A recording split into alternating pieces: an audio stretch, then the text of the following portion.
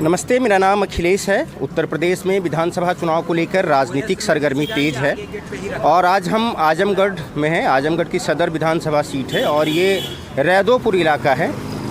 मेरे पीछे जो आप देख रहे हैं ये त्रिलोकी चाचा जी की चाय की दुकान है और यहाँ पे काफ़ी सारे प्रबुद्ध लोग हैं, काफ़ी सारे लोग देख रहे हैं कि यहाँ जमा हैं।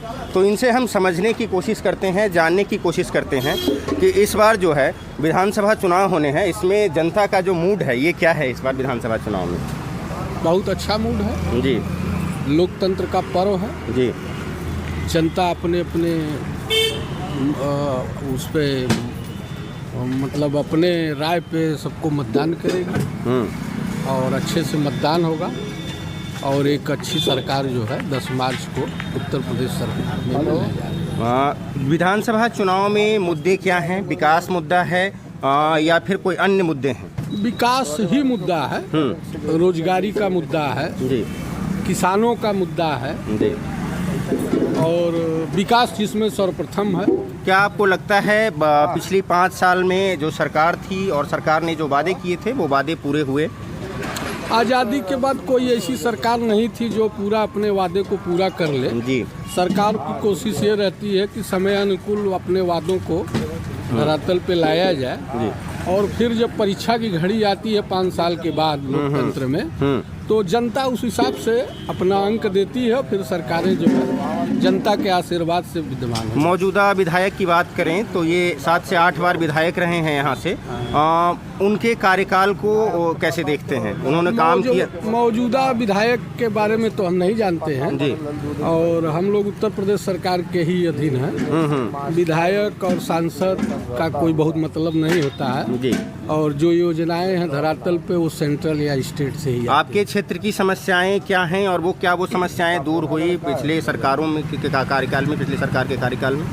समस्या तो जीवन पर्यंत रहेगी। समस्या जो है कम हो सकती है, अधिक हो सकती है, आपदा है। आप एकदम पूरा बच के निकलना चाह रहे हैं, मतलब चीज़ों को जो मुद्दे हैं आप उनसे पूरी तरह से बचना चाह रहे हैं। कुछ और लोग हैं। आप क्या नाम है आपका? धीरज यादव। इस बार विधानसभा चुनाव होने हैं। इस बार क्या लग रहा है आपको, किस तरह का जो मूड है लोगों का, वो किस तरह का मूड है?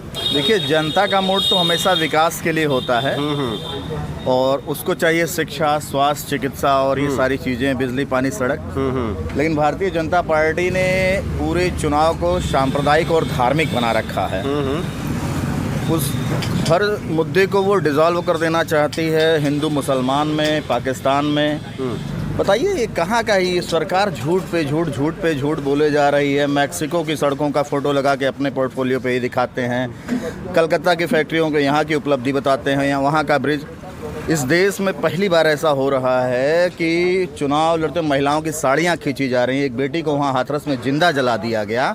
ये कौन से लोग हैं? ये पूरा अराजकतावादी सरकार है और कहीं भी नहीं लगता है कि यह लोकतंत्र को कहीं ले करके चल रहे हैं। लोकतंत्र को इन्होंने हाशिए पे रखा है, संविधान को हाशिए पे रख रखा है। बिल्कुल इनकी सारी उपलब्धियों में केवल यही है, केवल मंदिर और मस्जिदें करना जानते हैं और देश पूरी तरह से विखंडन की स्थिति में आ रहा है।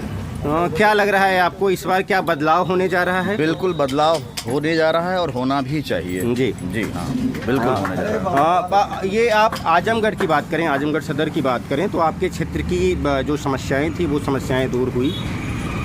क्षेत्र में देखिए समस्याएं जो है वो बहुत हद तक अभी बाकी हैं जिनको सॉर्ट आउट करना है। अभी ये हमारा जिला 70% बाढ़ग्रस्त रहा और वास्तविकता यही है कि यहाँ के जो मौजूदा विधायक और अन्य लोग रहे वो उनकी ये उपेक्षा का शिकार रहा है। इसमें कोई दो राय नहीं है। बहुत बेहतर काम नहीं है, लेकिन ये है कि जो भी अब तक यहाँ पे काम किया गया है और यहाँ ही नहीं पिछले 5 सालों की वो समाजवादी पार्टी का ही काम है। उसके बाद कोई यकीन रखने वाला नहीं रहा है। मतलब आपके हिसाब से इस बार बदलाव होगा तो समाजवादी पार्टी आने वाली है? हाँ बिल्कुल बिल्कुल। बीजेपी वाले कहते हैं कि उनका तो परिवार में ही टूट है, अपर्णा यादव चली गई और इन सब चीज़ों को लेके बीजेपी उन पर कह रही है कि समाजवादी पार्टी तो घर ही नहीं संभाल पा रही है। देखिए, देश में लोकतंत्र है और समाजवादी पार्टी किसी परिवार की पार्टी या कोई भी पार्टी किसी परिवार की पार्टी नहीं होती है। उस देश के लोगों की, उसके कार्यकर्ताओं की पार्टी है। तमाम लोग बीजेपी से भाग करके उसमें गए, वहाँ से आकर के यहाँ पे भी आ सकते हैं। ये इनका एक राजनीतिक ताना बाना है और ये कहीं ना कहीं मुद्दे को भटकाने का एक प्रयास है। असली मुद्दा कौन कहाँ गया ये नहीं है। असली मुद्दा ये है कि इस देश को किस चीज़ की ज़रूरत है। युवाओं को घर में घुस करके वो पढ़ने जो बच्चे इलाहाबाद गए हैं, कल उनको लाठियों से मारा गया, बुरी तरीके से पीटा गया घसीट करके। उनका क्या गुनाह है? यही गुनाह है कि 4 साल पहले जो आपने फॉर्म भरवाया है उसकी आज तक आप परीक्षा नहीं करा पाए। उनका गुनाह ये है कि आपके सारे पेपर आउट हो जाते हैं, यही गुनाह है उनका। वो बच्चे जो 12-12 घंटा पढ़ते हैं वो इसलिए पढ़ते हैं कि आप लेटरल एंट्री से बाहर से पीसीएस और आईएएस और सचिव बना लीजिए। इस देश का आरबीआई का गवर्नर इतिहास का जो है विद्यार्थी है, जिसको इकोनॉमिक्स का ई नहीं पता है। चुनाव में मुद्दे की बात करते हैं, चुनाव में मुद्दे की जब बात करते हैं तो किन मुद्दों पर पब्लिक वोट करेगी? देखिए, पब्लिक का मुद्दा हमेशा से मैंने बताया आपको स्वास्थ्य, चिकित्सा, नौकरी चाकरी और कृषि व्यवस्था है। बेरोजगारी मुद्दा है। बेरोजगारी मुद्दा है। बेरोजगारी ठीक है। अच्छी सड़कें हमको चाहिए, बिजली चाहिए, पानी चाहिए, शुद्ध पानी चाहिए। ये हमारा हमेशा से मुद्दा रहा है और हमने देखा है कि ये सरकारें हमेशा इन मुद्दों से आपको बरगलाती रही हैं।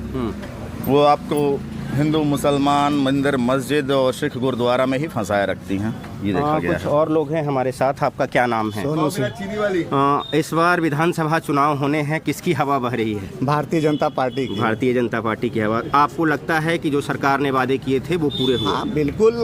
पिछली सरकार ने किसान कर्ज माफी का कहा था तो सिर्फ सहकारी बैंक जो उनके चाचा श्री का था उसका माफ हुआ। इन्होंने सबका माफ किया। उन्होंने कभी 5 साल में 1 किलो गेहूं भी नहीं खरीदा। इन्होंने 5 साल में गेहूं धान दोनों खरीदा। किसान विरोधी सरकार। आप ये मार्ट साहब बताएंगे कि वो पिछली थी कि ये है जो खरीद रही है। आपको 6,000 सालीना दे रही है और बिजली भी टेबल का सस्ता कर दी। तो ये अच्छी है किसानों के लिए कि पिछली गवर्नमेंट जो वादा करके भूल गई इसे। अच्छा, मैं अलग अलग विधानसभा क्षेत्रों में जा रहा था तो किसानों की जो समस्या है, छुट्टे पशुओं की समस्या है। किसान हमें क्षेत्र में बता रहे थे कि छुट्टे पशु एक बहुत बड़ी समस्या है, उससे वो परेशान होते हैं। और दूसरा जो मुद्दा बताया लोगों ने, रोजगार का मुद्दा, बेरोजगारी का मुद्दा बताया। उस मुद्दे पर क्या सरकार या फेल रही है या फिर काम कर रही है? बताइए। देखिए, यहाँ के लोगों की सबसे बड़ी धारणा है कि सिर्फ सरकारी नौकरी को ही रोजगार में जोड़ा जाता है और सबको सरकारी नौकरी कोई भी सरकार नहीं दे सकती है, चाहे वो पिछली सरकार रही हो या उसके पिछली सरकार रही हो। हिसाब से रोजगार का क्या पकौड़ा वाला जो बोले थे वो रोजगार है? पकौड़ा ही नहीं, बहुत से रोजगार हैं, व्यापार है। जैसे त्रिलोकी चाचा चाय की दुकान किए हुए हैं, क्या यह रोजगार नहीं है? यह रोजगार की श्रेणी में नहीं आता है। सिर्फ सरकारी नौकरी सबको कैसे दिया जा सकता है? अच्छा। और सबको अगर सरकारी नौकरी दे दिया जाएगा तो देश का आय, प्रदेश का आय कहाँ से होगा कि किसको सैलरी कहाँ से दिया जाएगा? आपके हिसाब से बेरोजगारी मुद्दा नहीं है? नहीं, बेरोजगारी मुद्दा नहीं है। जो कर रहा है वो कमा रहा है, जो नहीं कर रहा है वो घर बैठे। छुट्टे पशु की समस्या नहीं है? छुट्टा पशु कौन छोड़ा है? सरकार तो छोड़ती नहीं है। या तो जो जिसके पास एक्स्ट्रा पशु हो रहा है वो छोड़ रहा है ना। क्या उनको जीने का अधिकार नहीं है? क्या उनको जीने का अधिकार नहीं है? उसको काट के आप खा जाए तो ठीक है, और मतलब छोड़ दिए। छोड़ा कौन है भाई? सरकार तो छोड़ती नहीं है। सरकार ने तो थोड़ी बड़ी व्यवस्था। किसानों का कहना है कि जो गौशाला का निर्माण किया गया है वो गौशाला कार्य नहीं कर रहा है, इस वजह से किसानों को, जैसे मैं अलग अलग क्षेत्रों में बात करने की, मैं अपनी बात में कर रहा हूँ कि गौशाला नहीं है, गौशाला में सुविधाएं नहीं है, जिस वजह से वो छोड़ने को मजबूर हैं। तो कुछ और लोग हैं हमारे साथ। क्या नाम है आपका? मेरा नाम रंजन राय है।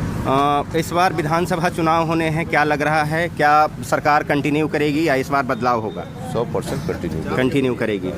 विकास के काम हुए हैं सरकार ने जो वादे किए थे? आप कहाँ से आ रहे हैं ये हमको बताइए। जी, मैं तो अलग अलग क्षेत्रों में पूर्वांचल को कवर कर रहा हूँ। आप रास्ता और लाइट नहीं देख रहे हैं? जी। इसी जो पूर्व सरकारें थी जी, मैं पैसे से दुकानदार हूँ जी, और मेरा 15,000 रुपये महीना डीजल का लगता था। आज मेरा 3,000 रुपये ईमानदारी से बिजली का बिल लगता है। तो कितनी बड़ी राहत है एक आदमी के लिए, मध्यम वर्ग आदमी के लिए। जी। बेरोजगारी समस्या है चुनाव में? बेरोजगारी का मुद्दा है। सबको सरकारी नौकरी चाहिए। सब भर्तियां हो रही हैं, कुछ भर्तियां कोर्ट के नाते रुक जा रही हैं। तो आदमी पढ़ के कोई रोजगार, पढ़ के कोई अपना एम्प्लॉयमेंट तो चाह नहीं रहा है। आदमी चाह रहा है कि 10 लाख देख के, 20 लाख देख के, 30 लाख देख के हमको बाबू मिल जाए, मास्टर हो जाए, ये हो जाए। ये सब चीज़ों पे रोक लग गई है तो थोड़ी बेरोजगारी इस पर बढ़ेगी ना। पहले स्कूल वाले 10 नियुक्ति करते थे, 10 लाख 1 करोड़ रुपया लेते। आजकल कोई नियुक्ति नहीं कर पा रहा है। यही सबसे बड़ी बेरोजगारी है, जो पैसा नहीं पा रहे हैं।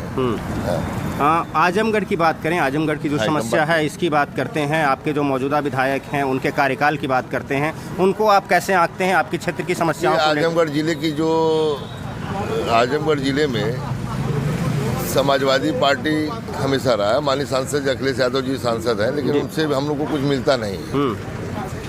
वो निमंत्रण भी करने आते हैं तो अपने ही लोगों का करने आते हैं। आम जनता, आम लोगों के बारे में उनसे कोई मतलब नहीं, सिर्फ उनके अपने कार्यकर्ताओं से मतलब है, अपने लोगों से मतलब है। तो स्वाभाविक सी बात है, कुछ जोग्राफी के हिसाब से इनके मतदाता यहाँ हैं और यहाँ पे जो है कि उनकी बहुमत है, तो यहाँ पे जीतेंगे वो लोग। लेकिन और कहीं किसी जिले में कहीं और कहीं कुछ स्थिति बन नहीं रही है। और माननीय महाराज जी जैसा ईमानदार, माननीय महाराज जी जैसा ईमानदार 20 साल में कोई माननीय मुख्यमंत्री नहीं हुआ। और अभी आप आजमगढ़ कल की घटना देखिए कि लोग छोटा सा काम कर रहे थे, टेट पेपर में छोटा सा काम कर रहे थे और सब लोग गिरफ्तार, पैसे सहित गिरफ्तार हुई। ये अच्छा प्रशासन का एक, स्वच्छ प्रशासन का एक यह जो है कि ये स्वच्छ प्रशासन दिखाई दे रहा है कि आदमी छोटी मोटी चोरी कर रहा है, अभी पकड़ लिया जा रहा है। वही लोगों के लिए सरकार खराब है, चोरों के लिए खराब है, शिक्षा माफियाओं के लिए खराब है, ठेकेदारों के लिए खराब है, आम जनता के लिए क्या खराब है? आम जनता के लिए आपके हिसाब से सरकार ठीक काम कर रही है। आपका क्या नाम है और बताइए इस बार जो चुनाव है किस तरह का जनता का मूड? जनता का मूड तो वही भाजपा और सपा की लड़ाई लग रही है जी। चुनाव जो होना है वो किस मुद्दों पे चुनाव होगा, उनकी बात आप करें, किस मुद्दे पे चुनाव होना है? अब भाई मैं जो पकड़ पा रहा हूँ, जैसे विपक्ष खींचना चाहता है बेरोजगारी पे, महंगाई पे, और उनके अपने मुद्दे हैं। और सरकार अपना स्वच्छ प्रशासन और जो लोगों के मुद्दे क्या हैं? लोगों के मुद्दे बताइए सर। विपक्ष सरकार छोड़ दीजिए, आप अपने मुद्दे बताइए कि उनकी क्या समस्या है। अब देखिए, लोगों का मुद्दा ये है कि भाई महंगाई थोड़ी बहुत बढ़ी है, लेकिन उसका कारण भी सबको पता है। पिछले 2 साल से जो स्थिति चल रही है पूरे देश की, पूरे विश्व की, उससे सारे लोग परिचित हैं। कोई मतलब अननोन आदमी, भाई राजनीति में कोई बात कुछ भी कर ले, लेकिन पूरी दुनिया परेशान है, अपना देश भी परेशान है। तो निसंदेह हमको आपको भी थोड़ा झेलना तो पड़ेगा, लेकिन सब मिला करके शासन की सोच ईमानदार रही है। शासन ने अपने स्तर मौजूदा सरकार के कामकाज से आप संतुष्ट हैं? बिल्कुल। सतीश जी आइए। और कुछ और लोग हैं, हम उनसे बात करने की कोशिश करते हैं। आप आइए, बात करिए। तो अलग अलग लोग हैं, हम थोड़ा सा आगे चलते हैं और लोगों से बात करने की कोशिश करते हैं। काफ़ी सारे लोग हैं। कुछ लोग इधर, भैया चुनाव होने वाला है आपके प्रदेश में, चुनाव को लेके बात करेंगे। क्या लग रहा है इस बार चुनाव में क्या होने वाला है? आने दीजिए, सामने आपके खुद ही परिणाम आ जाएगा। परिणाम तो 10 मार्च को आएगा। लोगों ने मूड बनाया है कि इस बार क्या होने वाला है। मूड तो बना लिए होंगे लोगों ने। भाई देखिए, सब अच्छा चल रहा है, मैं यही कहूँगा। हाँ, सब अच्छा हो रहा है। अच्छा हो रहा है, अच्छा होगा आगे। हाँ, आपके आजमगढ़ की सारी समस्याएं दूर हो गई पिछले सरकार के कार्यकाल में, जो वादे किए गए थे सरकार ने? हाँ, पूरा हो गया है। हाँ, पूरा हो गया है। तो कुछ लोग और भी हैं, आप बात करना चाहेंगे? ये हमारे साथ लोग हैं, बात करेंगे। क्या नाम है आपका? मेरा नाम अनुराग है। क्या लगता है आपको इस बार विधानसभा चुनाव में क्या होने वाला है? विधानसभा चुनाव में मज़ा आने वाला है। मज़ा आने वाला है? मज़ा आने वाला है जी। बदलाव होगा या फिर सरकार कंटिन्यू करेगी? नहीं, ये तो जनता हमारी है, जितनी समझदारी होगी वैसा करेगी। हो क्या रहा है ये देखिए, युवाओं को रोजगार नहीं मिल रहा है, तो मुद्दे से लोग भटक गए हैं। रोजगार की कोई बात नहीं करेगा, मंदिर मस्जिद केवल यही है। मथुरा चले जाइए, कभी अयोध्या आ जाइए, यही हो रहा है। बेरोजगारी होगा चुनाव में? एनटीपीसी का आपने सुना होगा, बिहार में इतना बड़ा मामला आया है, उस पर कोई बात कर ले, नेता कोई पार्टी का नेता हो बात करे, उस पर नहीं करेगा। क्योंकि युवा जब बेरोजगार रहेगा, अशिक्षित रहेगा, तो वो नेताओं का चमचा रहेगा। That's it. हाँ, तो बेरोजगारी, शिक्षा, ये सब मुद्दे होते हैं चुनाव में? ये फिर कहने की बात कहाँ होते हैं? कभी बता दीजिए किसी न्यूज चैनल, कोई न्यूज चैनल होता है, बेचारे कि रवीश जी हैं वही ले दे के युवाओं के साथ होते हैं। हाँ, आप और ये बताइए, आपने अपने क्षेत्र के बारे में बताइए। अपने क्षेत्र की समस्याओं के बारे में बताइए कि क्या जो आपके क्षेत्र में जो सरकार ने वादे किए थे वो वादे पूरे हुए? कौन सा वादा पूरा हुआ है? कोई वादा पूरा नहीं हुआ है। देखिए मेन मुद्दा हमें, अगर हम शिक्षित होंगे तो हमें रोजगार चाहिए।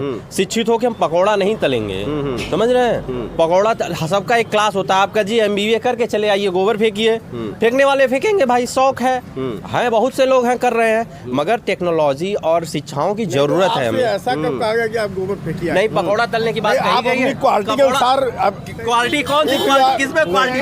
क्वालिफाई रहेंगे, खुद बनाएंगे, ऐसा मत करिए। रोजगार नहीं है, रोजगार होती है, सरकार की जिम्मेदारी नहीं है ये, सरकार की जिम्मेदारी नहीं है। आप लोग कह दी नोटबंदी से फायदा क्या हुआ भाई साहब? कोई हमें बताए नोटबंदी से फायदा क्या हो गया है? सरकार की कोई जिम्मेदारी नहीं है। क्या कह रहे हैं, क्या कह रहे हैं? इनके इन लोगों के हिसाब से सरकार की कोई जिम्मेदारी नहीं है। युवा बेकार है। युवा अगर शिक्षा अपने घर से, घर वाले पढ़ा लिखा रहे हैं, वो बेकार है। पीसी का मामला आया और लास्ट टाइम में आखिर वो गलत है। वैकेंसियां जो है लीक हो रही है, छलावा किया जा रहा है, 2 साल तक वैकेंसियां नहीं दी जा रही है, क्यों युवाओं के साथ छलावा हो रहा है? ठीक है, कोई परीक्षा कराइए जो क्वालिफाइड है। योगी जी कहते हैं कि हमारे देश में योग्यता की कमी है।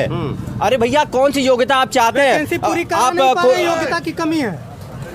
आप लॉकडाउन में वैकेंसियां पूरी करा नहीं पा रहे हैं, इंटरनेट नहीं रोज लीक हो रहे हैं पेपर, और कह रहे हैं जो है रोजगार, बेरोजगारी, पेपर लीक हो रहा है। युवा जो है बेरोजगारी जैसे मुद्दे पे वोट करेंगे, जरूर करेंगे।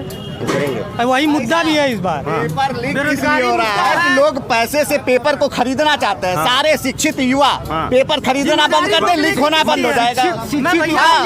युवाओं पे सवाल खड़े कर रहे हैं कि जी बिल्कुल, आखिर पेपर खरीदने की कोशिश कौन कर रहा है? जो टैग की परीक्षा देने जाएगा वही ना।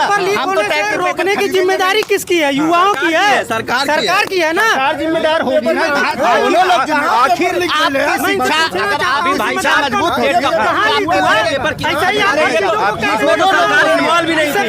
इसमें तो सरकार इन्वॉल्व भी नहीं थी। ये तो नहीं, इसमें तो सरकार इन्वॉल्व ही नहीं थी। ये तो चुनाव आयोग की जिम्मेदारी हो गई है। एक मिनट भैया, पेपर लीक हो रही है, ये किसकी जिम्मेदारी बनती है? कुछ लीक हो रहा है इस सरकार में। ये सरकार टोटल हर मामले फेल है। पहले आप आइए जमीन की बात करिए। जमीन का मतलब जो जमीन से गरीब जुड़ा हुआ उस पर बात करिए। आज गरीब 2 वक्त निवाले के लिए मर रहा है। महंगाई, जो गैस सिलेंडर 400 रुपए का था, आज वो 1000 रुपए मिल रहा है।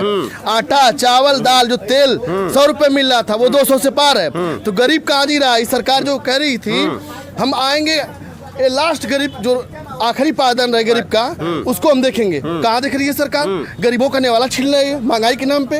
जो उज्ज्वला गैस के नाम पे सिलेंडर बांटा गया था, घर घर सिलेंडर बांटा गया था। ये मीडिया की रिपोर्ट है। 80% लोग सिलेंडर भरवा नहीं पा रहे हैं, सिलेंडर घर में रखा सड़ा हुआ है। ऐसी सरकार है ये। बाबा जी को क्या बताएं? आज वो इलाहाबाद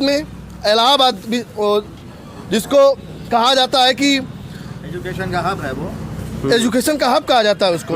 और आज आप देख लीजिए, बेहद शर्मनाक घटना, बेहद शर्मनाक जिसको कहा जाए, उनको हॉस्टल से निकाल कर वो रोजगार मांग रहे हैं, अपना हक मांग रहे हैं, उनको हॉस्टल से निकाल कर उनको पीटा गया। इसका जिम्मेदार आखिर कौन है?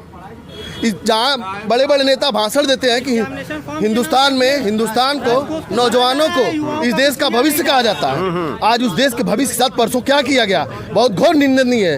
ये सोचने की विषय। हिंदुस्तान जैसे जहाँ लोकतंत्र जिंदा है, आज नौजवान जो इस देश का भविष्य है, उनको लाठियों से निकाल कर कमरे से पीटा गया। युवा चुनाव में इन मुद्दों पर, बेरोजगारी जैसे मुद्दों पे, शिक्षा जैसे मुद्दों इस सरकार में मुद्दा है, मुद्दा की कोई कमी नहीं है। इस बार विधानसभा चुनाव में, विधानसभा में बेरोजगारी जो है हिंदुस्तान में, उत्तर प्रदेश में, पूरे हिंदुस्तान में, जो प्रधानमंत्री ने वादा किया था, हम आएंगे 2 करोड़ रोजगार देंगे, लाठियों से रोजगार दिया जा रहा है इस सरकार में। ये सरकार टोटल फेल है। और 2022 में नौजवान, गरीब, मजदूर, किसान इंतजार कर रहा है, जिसके खेत में सांड चढ़ रहे हैं, वो इंतजार कर रहा है कि 2022 में चुनाव कब आए, हम वोट देकर बाबा जी को नस्ताबूत करेंगे। और सुनिए, समाजवादी पार्टी के माननीय अखिलेश यादव के नेतृत्व में 2022 में सरकार बनने जा रही है, पूर्ण बहुमत से, प्रचंड बहुमत से। बीजेपी वाले कह रहे हैं कि समाजवादी पार्टी तो अपना घर ही नहीं संभाल पा रहे हैं, अपर्णा यादव चली गई। सुनिए, राज्य कैसे संभाले? मेरी बात सुनिए। किसी का कोई परिवार, जहाँ परिवार में 10 लोग रहते हैं तो स्वाभाविक है मोटे झगड़ा होती रहती है। कोई भी हो, किसी का परिवार, मेरा परिवार चाहे आपका परिवार, चाहे आए कितने भी लोग खड़े हो, सबका परिवार है, सबके परिवार में झगड़ा होती है। कोई बड़ा है, कोई ऊंच है, कोई छोटा है, कोई बड़ा, सबके परिवार में होता है। और जिनके पास परिवार है उनके परिवार में झगड़ा कहाँ से होगी? जिनके पास परिवार, इनका कहना है कुछ और लोग हैं। ये बताइए, जिस तरह से कहे जा रहे हैं चुनाव को लेके, सपा का ये बीजेपी का अपना दावा है, सपा का अपना दावा है, आपको लगता है किसका दावा सबसे ज़्यादा मजबूत है? देखिए, दावे अगर मुद्दों के आधार पे हम बात करें तो दावे हमेशा समाजवादी पार्टी के मजबूत रहे हैं। और पिछली सरकारों में देखा गया कि अखिलेश ने जो अपने मेमोरेंडम में, जो मैनिफेस्टो में कहा, उसको 99% उसको कंप्लीट करके दिया। क्षेत्र के लोग कहते हैं कि अखिलेश यादव तो नजर ही नहीं आते हैं। देखिए, ऐसा है कि एक नेता बरही तेरही करने के लिए पैदा नहीं हुआ है। नेता का काम पूरा यूपी उसका है, वो बर्थडे और सेलिब्रेशन में केवल जाएगा। अपने खास लोगों के पास जाते हैं, लोगों के पास नहीं जाते हैं अखिलेश, ये कहना है। ये शिकायत थोड़ा बहुत लाजमी भी है। ये सही है। अखिलेश कुछ ही जगहों पे आए हैं। सवाल ये है कि उन्होंने किया क्या है। अगर देखा जाए तो उन्होंने जो कुछ भी किया है उन्होंने किया है। बाकी इस सरकार ने 69,000 भर्तियों में पिछड़ों का हक मारा है। संविधान को हाशिए पर रख के दलितों, पिछड़ों और वंचितों का हक मार के वर्ग विशेष के लोगों को भर्ती किया। और जब पिछड़ा आयोग, वर्ग आयोग की रिपोर्ट आई है, उसके बाद तब जाके इन्होंने नई भर्तियां 8,000 फिर निकालने का वादा किया। सवाल ये है कि अगर आपको यादवों से इतनी दिक्कत है एक वर्ग विशेष से, तो आप मौर्य को नौकरी दीजिए, कुशवाहा को दीजिए। आपने सारे पिछड़ों का हक मार दिया। आखिर स्वामी प्रसाद मौर्य आपके साथ थे, केशव मौर्य थे, कुशवाहा थे, सैनी थे, ये लोग आज क्यों छोड़ के आए हैं? मैं बताऊं, उच्च शिक्षा में एक तरफ 100 पॉइंट रोस्टर लगा के केवल एक वर्ग के लोगों को उसमें नियुक्तियाँ की गई, और ओबीसी के कॉलम में NFS लिखा गया, नॉट फाउंड सुटेबल। ये बताना होगा इस सरकार को क्यों सुटेबल नहीं है। क्या एक वर्ग के लोगों का उत्तरदायित्व प्रतिनिधित्व रहेगा? बीजेपी का दावा है कि इस तरह की जो दुष्प्रचार है विपक्ष इसलिए कर रहा है क्योंकि हमने जो शिक्षा माफिया थे उन पर लगाम लगा दी। भ्रष्टाचार जो कर रहे थे, बीजेपी हमेशा से एक मनुवादी सामंतवादी पार्टी रही है, एक सांप्रदायिक और धार्मिक पार्टी रही है। उस देश में वो हमेशा चाहते हैं कि इसको 85 बनाम 15 में कन्वर्ट रखा जाए, जहाँ 85% श्रमजीवी लोग मेहनत करें और उसके बेस पे 15% लोग मलाइयाँ काटें। तो हमको बताएं क्यों अयोध्या के मंदिर में जो 16 के 16 लोग वर्ग विशेष के लोग हैं, उसमें सारे और कोई हिंदू उनको नहीं मिला? एक ही वर्ग के लोग क्यों हैं सारे उसमें? विमलेंद्र मोहन मिश्र से लेके अन्य सारे लोग। इस बात को बताएं क्यों सारे पदों पे एक वर्ग विशेष के लोग हैं? अखिलेश यादव पे जो ये लोग टिप्पणी करते थे, 56 SDM की फर्जी खबर इस मनुवादी मीडिया के माध्यम से चलाई गई थी, वो फर्जी खबर थी। RTI बाद में निकाला गया, कुछ ऐसा खबर नहीं था। और हम कह रहे हैं ठीक है, आपको एक वर्ग विशेष से दिक्कत थी जिसका अखिलेश यादव सपोर्ट करते थे या कोई भी सरकार, तो आपके सरकार में अन्य जो अति पिछड़े आए, जो गैर यादव हैं, आपने उनको क्यों प्रतिनिधित्व नहीं दिया? क्यों आज स्वामी प्रसाद मौर्य अन्य आपको छोड़ के चले गए? तो इसका असर चुनाव में जो आप कह रहे हैं कि जो छोड़ के गए, इनका असर जितने OBC 62% हैं, SC ST दलित वंचित पिछड़े सब इनके साथ हैं। यहाँ बहन बेटियों की साड़ियाँ खींची जा रही हैं इस सरकार में, जलाया गया हाथरस में बेटी को। इनका बलात्कारी विधायक सेंगर, उसको बचाने के लिए हर मुमकिन प्रयास किया गया, कोर्ट के आदेश पे उसको किया गया। चिन्मयानंद मसाज कराते हुए पकड़ा गया, पूरी दुनिया ने उसकी वीडियो देखी, और वो आज बाइज्जत बरी, वो लड़की जेल में है। लोगों की अलग अलग प्रतिक्रिया देखने को मिली है। कुछ लोगों का कहना है कि बीजेपी सरकार जो है विकास के जो दावे की थी, विकास के जो वायदे किए थे, उन वादों को पूरा किया है। वहीं कुछ युवा हैं, उनका कहना है कि बेरोजगारी एक बहुत बड़ी समस्या है और जिस पर सरकार ध्यान नहीं दे रही है। धन्यवाद।